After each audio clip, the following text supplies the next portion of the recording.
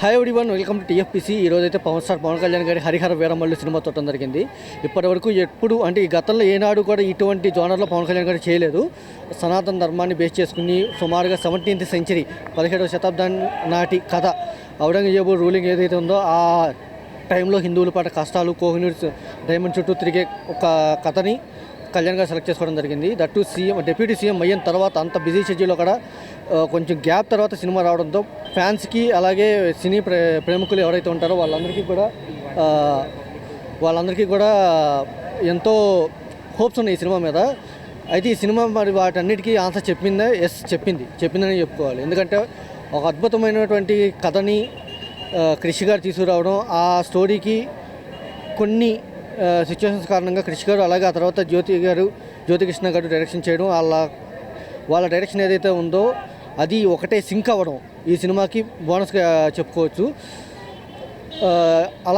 అటువంటి ఏదైతే ఈ హిస్టారిక్ అరౌండ్ 17th సెంచరీ స్టోరీని ఎగ్జిక్యూట్ చేయడంలో, స్క్రీన్ పైకి తీసుకురావడంలో ఈ డైరెక్టర్స్ సక్సెస్ అయ్యారు.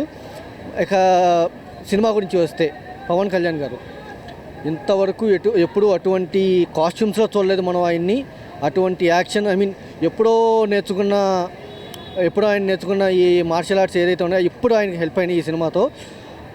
యాక్షన్ సీన్సే కానీ, లవ్ సీన్సే కానీ, ఒక దొంగగా అంటే అది స్పాయిలర్ అయిపోతుందేమో మళ్ళీ, ప్రతి సీను కూడా అద్భుతంగా నటించారు.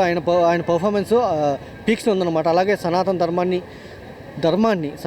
అంటే ధర్మం అనేది ఎలా ఉంటుంది ప్రజల పట్ల, ఇది ఎలా అంటే ప్రజలు దానికి ఎలా సపోర్ట్ చేయాలి, ప్రజలు ఎలా ధర్మాన్ని నిలబెట్టుకోవాలి అనేదాన్ని ఈ సినిమా మనకి చూపిస్తూ ఉంటుంది.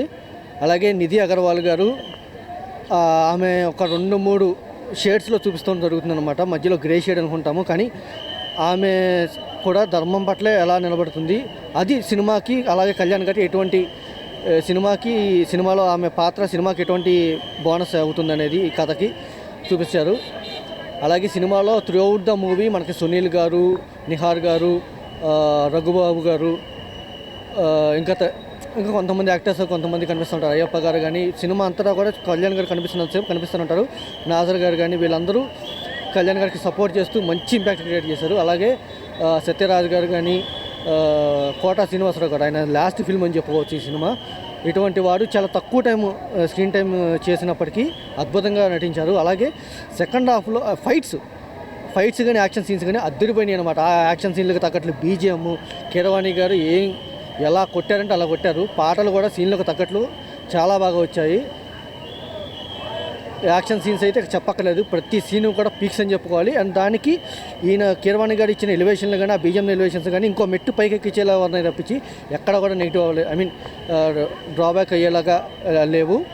ప్రజల సొమ్ముని దోచుకుని మళ్ళీ ప్రజల సొమ్ముని దోచుకునే నాయకుల దగ్గర నుండి మళ్ళీ ఒక నాయకుడు అనేవాడు అంటే ఆ సొమ్ముని తీసుకెళ్ళి ప్రజలకు ఎలా పెడతానేది ఈ సినిమాలో చూస్తాం. ఇంకొక విషయం ఏంటంటే ధర్మం అంటే భజన చేయడం కాదు, ధర్మం పట్ల ప్రజలు నిలబడాలని తెలిపే విధంగా ఈ సినిమా ఉండబోతుంది.